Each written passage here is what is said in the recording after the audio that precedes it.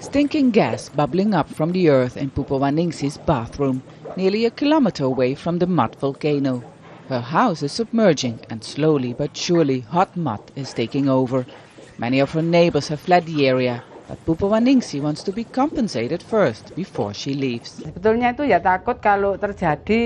I am afraid, especially at night, that the dike will break and we are flooded by the mud.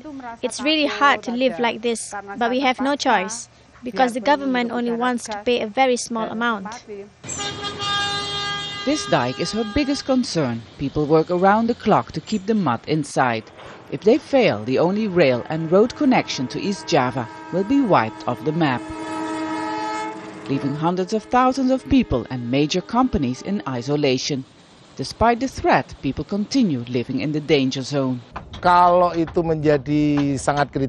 will have to evacuate these people eventually, but we'll do this in stages. We do have a plan for them.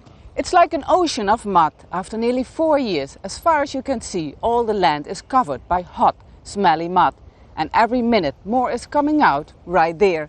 And nobody knows whenever this is going to stop and how many more villages are going to be swallowed in the years to come.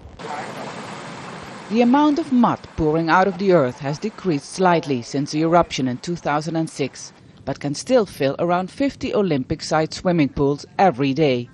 British scientists say new evidence shows that drilling company Lapindo must be held responsible. The most recent evidence that's come out very recently is to show that, that they pumped heavy mud into the hole, and this actually slowed the rate of eruption down. And the only way that can happen is if the borehole is physically connected to the eruption. And that for us nails it. We're beyond all reasonable doubt now that this well caused the Lucy mud volcano eruption in 2006. Angered by the new findings, victims demand justice. Covered in mud, they vent their frustration at one of Indonesia's most powerful politicians, Abu Rizal Bakri, whose family owns a drilling company. Protesters blame the government for protecting this former minister and current leader of one of Indonesia's largest political parties. We demand the government put pressure on Bakri. Why is he still being protected? Environmental groups are considering reopening the case against Lapindo.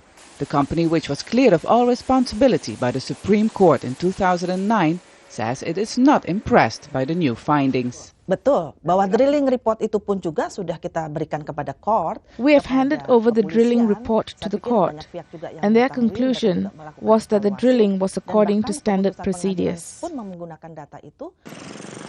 Despite their claim of innocence, Lapindo paid up to $600 million to compensate and relocate the victims.